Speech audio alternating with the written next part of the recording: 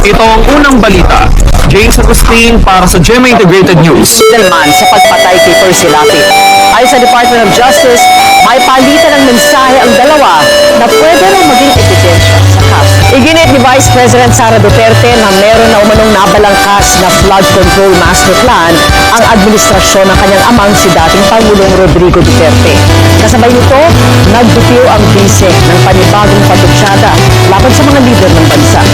Bagamat walang tinukoy na pangalan, sabi ng bise, ang mga pinuno ay hindi raw dapat mabuyo ng pera, cocaine.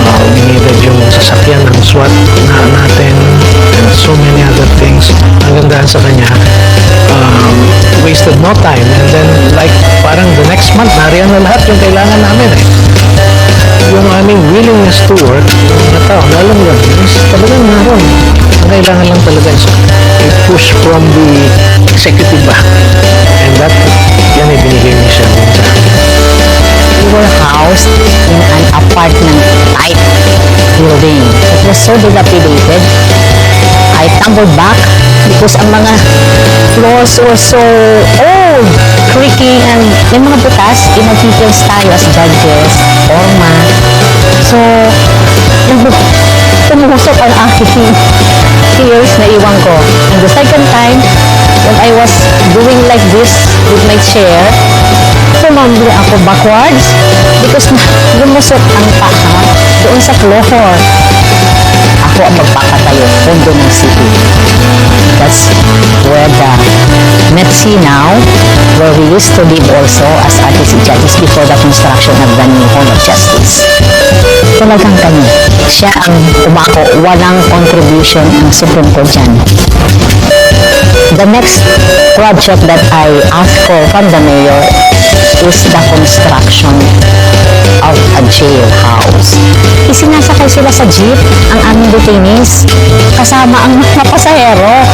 So far, as to structures, lahat ng mga major structures na kailangan for the justice system to run smoothly on all wheels, we did. Ang laking pasasalamat namin, not just me, on behalf of the judiciary, we extend our deep gratitude to Senator. Kita sa amateur video ang paglamon ng apoy sa may 20 bahay sa Alsalan Street, Barangay Puyat, Quezon City, bandang alas 8:30 kagabi. Sabi nga, hindi man lang kami nabibigyan ng awards ng pan. All of a sudden, naging best police station kami sa Valenzuela. Not once, but maybe twice or even 3 times. We even became yung standard na LGU support ba. Among the fan, kami yung pinaka pagka nag-meeting. Tingnan niyo ang Valenzuela, nagiging ganun na kami.